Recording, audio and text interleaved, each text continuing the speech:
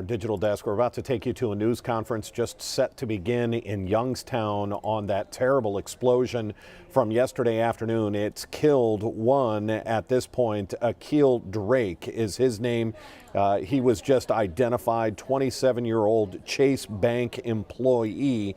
Let's take you now live to Youngstown for the update.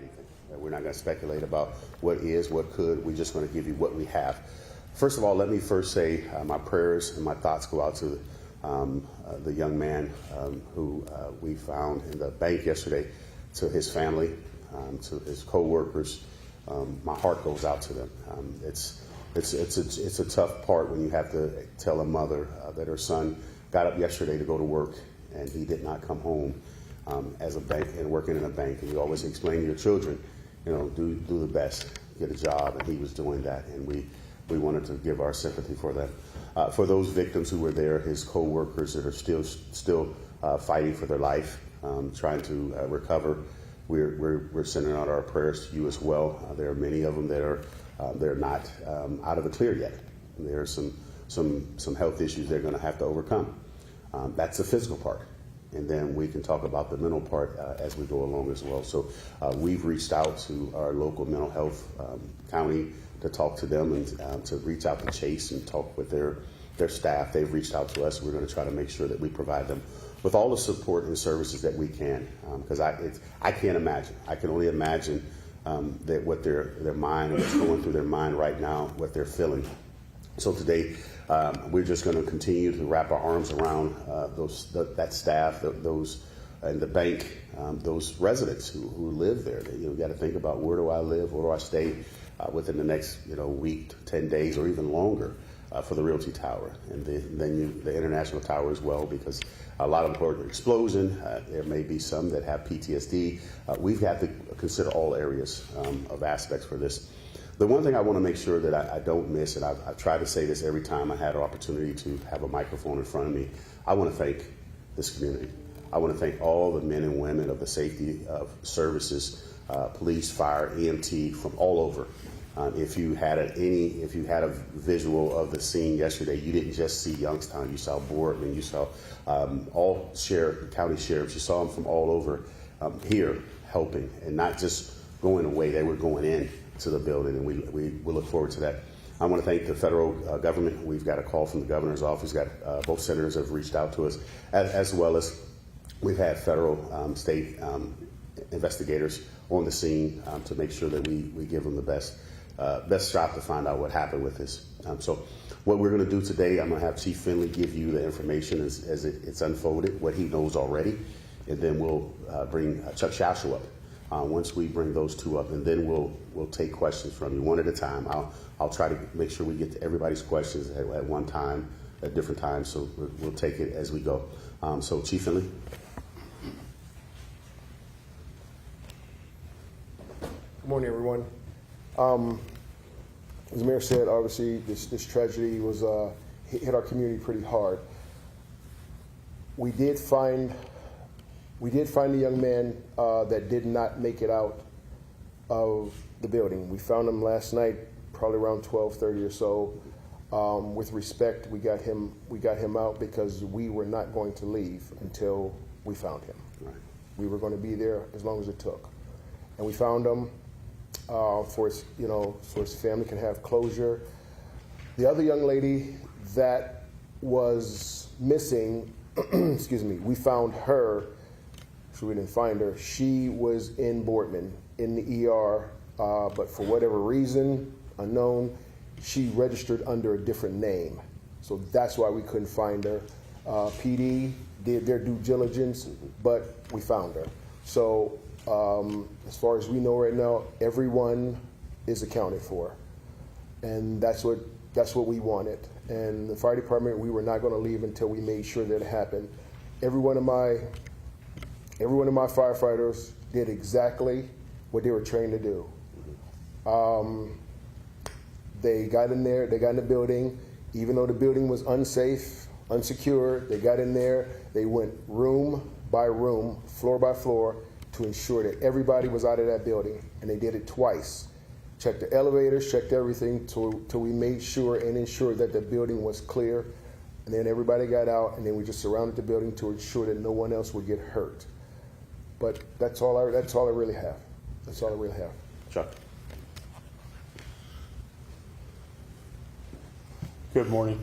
Our first priority right now is keeping the general public safe. For that reason, there are still several roads blocked downtown, as it was last night. And the last night we have obviously Market Street and Wake Avenue blocked at the square. We have the entire square blocked off. We have Federal Street blocked from Phelps Street to Champion Street to Walnut Street. Commerce Street, Walnut Street, and Borman Street would be the way around the area right now. In addition to that, we are looking as things progress and we start, communications with the owner and their process as it relates to whatever their process needs to be, and getting a structural engineer that they provide to assess the building. We will look at tightening up the barricades and put more effective barricades around the building. But please keep in mind that we still don't know to this point 100% certainty on the stability of the building itself, as well as the general hazards of being in an area where there's loose debris that are able to fall. So I just tell the general public and stress that to stay out of the area, even though it is barricaded off. We will be providing a little more permanent barricades for the time being. Well, yeah. Furthermore, not to speak for Cityscape, but the plan this weekend is the planting day generally for Cityscape. Speaking with Ms. Latson, Executive Director of Cityscape, that is, we are planning on moving forward with that in some fashion. Obviously, there won't be any activity in that restricted area, but the other areas of the city, I think the city needs that right now. I think we do need to do our duty here and get the city beautified. Fifth Avenue, Front Street, Commerce Street, and some areas of Federal Street on the west end. We'll still be going forward as planned. If Cityscape decides to make any changes, I believe they will release that. But I just want to let you know we're still going on. All right. We'll have a word from Chief Davis as well, and then we'll open it up for questions, guys. Good morning, everyone. As you all know, we had a gas explosion that occurred in downtown Youngstown on yesterday, prompting a swift mutual aid response from surrounding communities. If any of you in this room had any questions about what mutual aid looks like and how it works, yesterday was a clear example of how it works. We have firefighters, police officers, sheriff's deputies, state and federal authorities responded to assist in setting up a perimeter, evacuating people from nearby buildings, and helped with the rescue efforts. This joint effort ensured the safety of downtown residents and businesses in the vicinity. So I want to thank everyone involved in this collaborative effort that helped bring this situation under control and to minimize any further damage and loss of life. I want to thank them very much. Thank you, Mayor. All right, we'll take questions. I'll start from my left and I'll work to my right. Sydney? Okay, so who is still on scene at this moment? And is there any kind of a suspected cause at this point? State fire marshals are on the scene. We're not talking about any type of cause yet. State fire marshal, they're going to give us that, so we're waiting for them to tell us that. We're taking their directive on this. Okay, assuming that this was... That was one question. You got two? I got several. Well, let's. You know how I am. I want to give everybody a chance. Go ahead. Assuming that this was accidental, is there any indication of negligence here? There was a gas company that sent out a letter saying that the internal gas lines are the responsibility of that building. So would you say that there was any kind of negligence going on here? No, I wouldn't say anything like that. You're not going to today. Let's just be real clear. There's not going to be anything that's going to be said from us to push or point a finger anywhere until we know for sure. Today, I'm giving you the facts. This is all I know. I don't know any of that yet. So, and I get everybody's been wondering. They talk about is the building this way. I've had 10 different people say it's leaning. I looked at the building, kind of looked like it was leaning to me, but it's not. So in your mind, you have these different thoughts and ideas, and it's just natural. So we're not from our side of the world. We're waiting for those who do this every day to tell us. You want one more? Yeah, I do. Go ahead. Okay. The structural integrity, has the engineer been out there? I know, Chuck, you said that the building is going to have their own structural engineer. out there? Have you guys been able to talk to him? Has he said anything about whether or not the building will have to come down? So we had one out there yesterday, right? Come on. Yeah, There- we don't. I don't believe there has been enough assessment by any structural engineers that were able to safely get in the building and take a look at any of the details that they would need to do to make that assessment right now. But I do expect that's forthcoming very soon. Yeah. Joe? Yeah, I had heard from several people that after the explosion that there was a delay in the response by Ohio Edison to try to get there. I was just wondering if that's true and if that hampered your efforts at all to find the people who were missing. Go ahead, Chief. No, no. As I said, my firefighters did an outstanding job. It did not hinder us from. It did not hinder us from doing the search that we needed to do with the building. How Edison came. You're right. They came, and for whatever reason, they seen the lights and the barricades, and they turned around and left. And when our 911 center tried to call them and get them back out, they said, okay, we'll be there in 2 hours. Well, that's not good enough. I called Troy Rhodes, who's the regional manager on this, and immediately he got on it, and they were there within 15 minutes. So, but yeah, they did. I don't know if it was their fault or not. I don't know if it's their policy or not, but when they came, they seen the lights. Nobody came to them, so they left, and then they ended up coming right back. Okay. Joe, that didn't hinder our evacuation. We were still Okay, evacuating. absolutely That was because we had water and I was electrical. more in terms of like, with rubble and maybe some live wires. That was you were digging through stuff. correct. Yeah, we had not gotten to that point that we were headed that direction. We wanted them to get there as soon as possible. I'll just start here. I heard reports that there was somebody working in the basement. Is that true? And what were they doing if that is true? Again, the state fire marshals will have to do that. We're collecting all the video and footage. We hear that there were 10 guys or 5 guys, and one guy yelled "get out," one guy pulled arm. We're not speculating. We're going to let the state fire marshals review that. There are videos all over right now. They have multiple videos. Chase is providing. Some of the local buildings are providing it. So they're collecting that, and they're kind of reviewing to kind of give a time lapse for that. So I'm sorry, there were people in the basement working? that's what I don't know. I can't. I don't want to. I mean, there are people in the building all the time. I don't know what they were doing there while they were there. I'm waiting for the state fire marshal to tell me this. Jerry was in there because he was going to the ATM. Or Mike was in there because he's in the basement. I don't know that, so I'm going to let the state fire marshals go through the video and kind of do a recap of people in their place and where they should be. Jerry? Just to clarify a couple things. The question I wanted to ask, if Chuck or anyone else, was construction work happening outside as part of the East Boardman Street work, either above ground that we would see them or down in the vaults below, adjacent to the basement of the Realty building? We have heard and talked to people who said they were in the basement at the time working, but was there construction work going on in addition or along with that as part of this road construction? So the city has a firm inspecting the roadway project. They confirmed with me that there was no active construction going on at the time in that block and in front of the building. And just to clarify something Sid asked, the state fire marshal, is now in charge of the investigation, or is this your folks and them working together, Chief? Well, obviously, because we have an arson investigator, but the state fire marshal is the lead investigators on this case right here. Is OSHA at all involved in this? OSHA is here. OSHA. I just met her this morning, so she is here. But you have to understand something to this magnitude. Everybody is coming out. Yeah. ATF was here. FBI was here, because at the end of the day, until we really find out what's going on in today's world, we have to expect the worst. And so every agency that should have been here was here to ensure that we still are safe as a community and as a country. Yeah. One last little point. What do you tell the folks who were living, I know some of them are here, who were residents of the Realty building or may have been residents?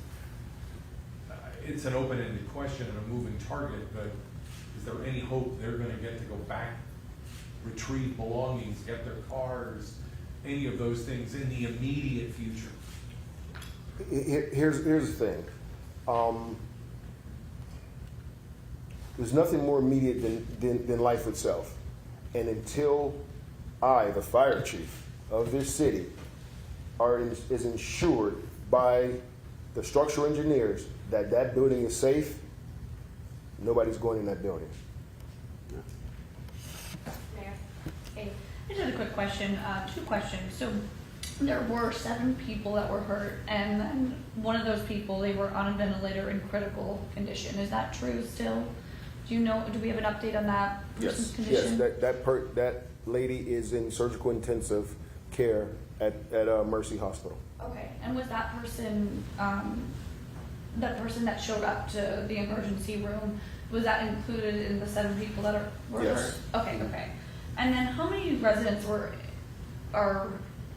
belong to live in the building? Honestly, that number, I have no idea. 23. 23 units. There's 23 units in there. Yeah, that's the owner probably would better to be able to tell you that. You didn't have to come up here. I saw you back Oh, there. okay. I didn't know. I didn't think you did. Okay, so can you tell us what the conditions are of the injured, all of them? I know there's 3 more still in the hospital. It's about the same as yesterday, right? But about the same as yesterday. The most critical one, the lady, she's intubated on a ventilator in surgical intensive.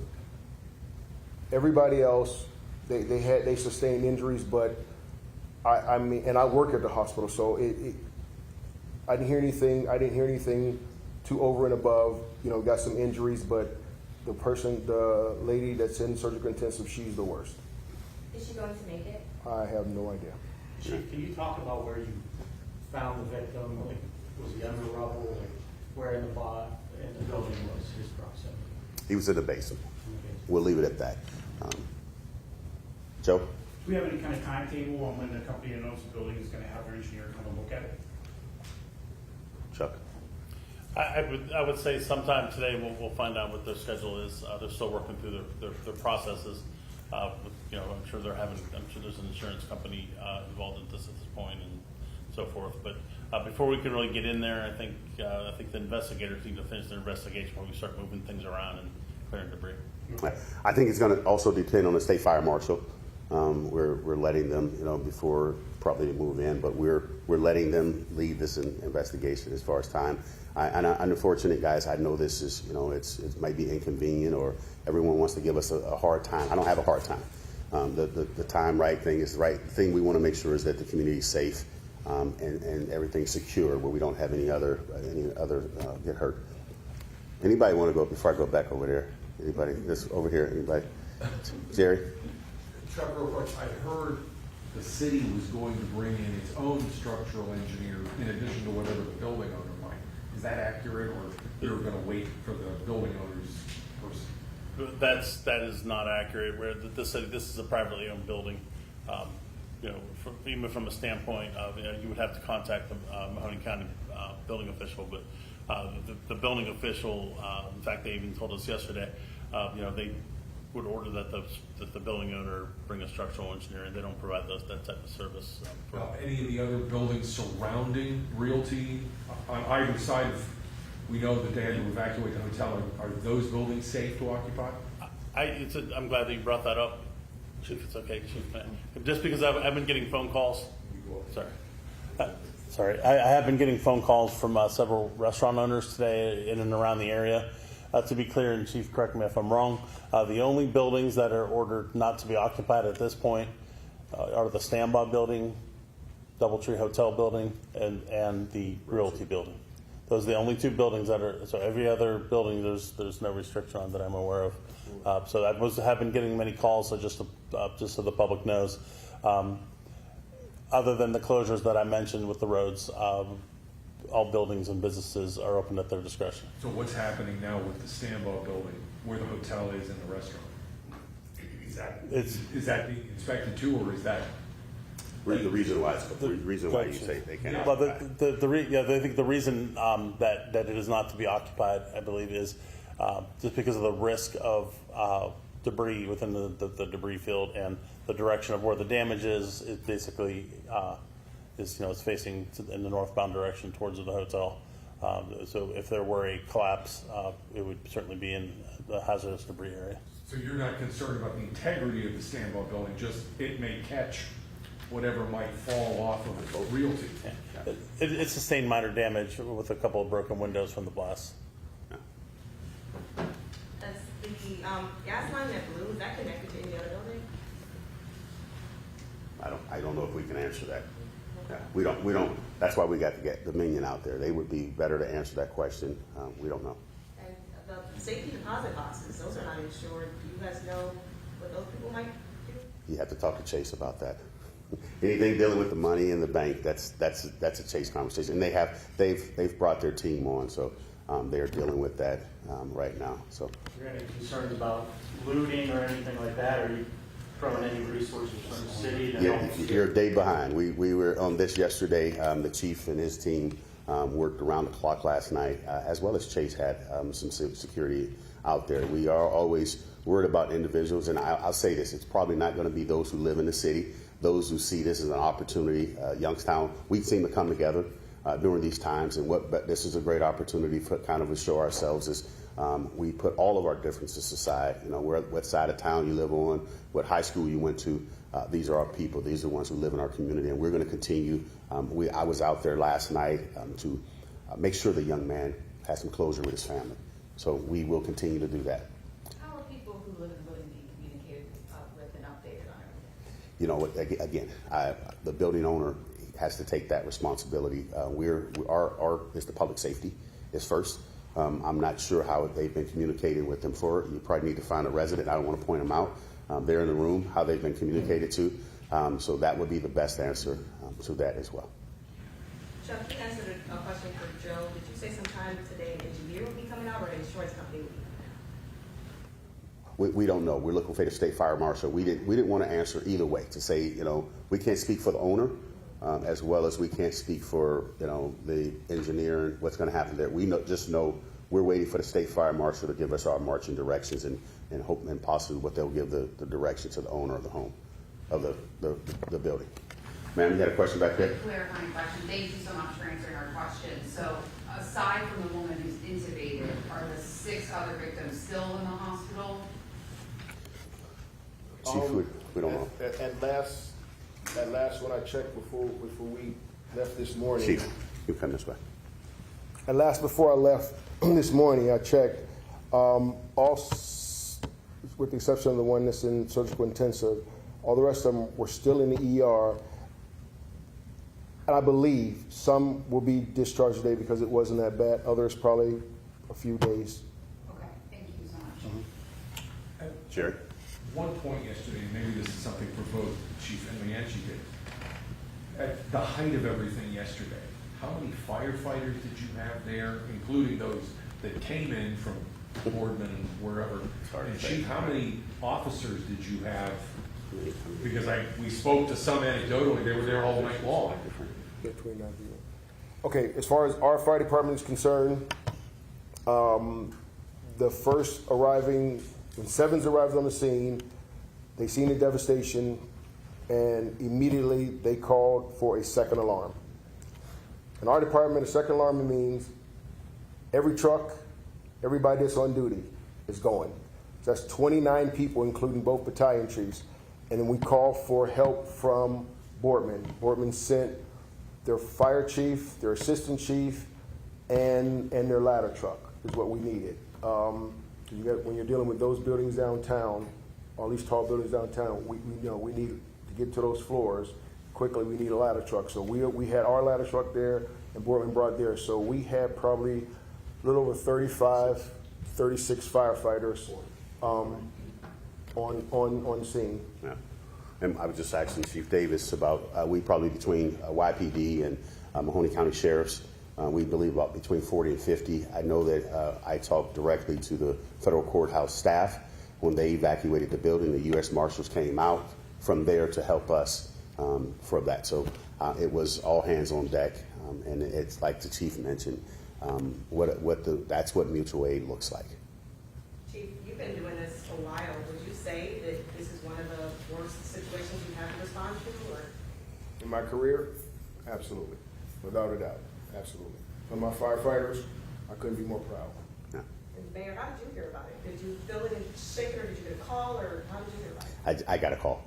I got a call, and they said Chase Building. I wasn't sure. They didn't say Chase Bank. So I immediately turned around for my staff calling me, and I came right back downtown, and I stayed until we all left last night. And I'm back there this morning, and I'll be there today, and until we have some sense of direction for this community. We won't just let it sit. I wish, and I'll say this for the media yesterday. I appreciate you guys yesterday. We were at a real critical point, and you just kind of waited patiently. Some of you did, and then some of you didn't. But even with those who traveled from different places, we try to give you all the information as quickly as possible. If we don't have anything, we don't want to just speculate. So we're going to continue today at the scene. What's going on, and can I ask you this, if you could do me this favor, just to try to keep your perimeter far away and let the workers do their work. Those gentlemen who are there, ladies who are there, they are not here to answer a lot. If there's a representative from the gas or utility companies, they will find you. So there's no sense in grabbing them and asking them or trying to get their attention. All they do want to come today and do their work, and they're not here for the PR. They're here to do the work. So just let us continue to give you the information when we have it. And when you hear the speculations on the street, until you hear it from one of us, or you may hear the streets sometime hear it before I do. But I want to give you the facts. So I thank you guys so much for coming. Continue to keep.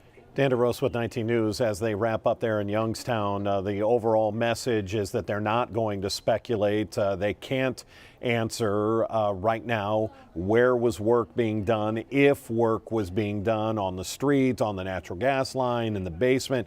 You heard a lot of speculation from reporters there at the news conference, and the chief saying and the mayor saying, look, we're just not going to speculate. They need to let the state fire marshal get in there. They're not going to speculate on the structural integrity of the building. The owner of the building needs to bring in a structural engineer to see if it is in fear of collapse. So it is going to be a process, a slow process. They have said that of the 7 in the hospital, 1 is in that very serious special unit, the surgical intensive care unit. The other 6 still in the emergency room area, and that some of those may be discharged today. That was just speculation by the fire chief. We're going to continue on this story. Obviously, it's big breaking news in Northeast Ohio when you look at the damage to that building, blowing out the windows on the first floor on both sides of that Chase Bank. And the unfortunate news, as you heard the mayor say, how tough it was to tell that young man's mother, who had simply gotten up for work. He said, look, you ask your children to do their best to get a career and opportunity, and that's exactly what 27-year-old Akil Drake was doing when he was killed yesterday. Only said that he was found in the basement. I thought it was very honorable when you heard from the mayor and the fire chief say that his body was recovered around 11:30 last night. They knew that he was in there, and they were not going to leave until they were able to recover his body. That shows dedication and sympathy on the part of Youngstown officials. If there's any other breaking news, any other updates to this story, it'll be right here on our digital platforms. Otherwise, watch for our noon news to start on Channel 19 in about a half an hour, and then 3.5 hours of news starting at 3 o'clock on Channel 19. Until then, I'm Dan DeRosa with 19 News. Have a good day. 19 News is every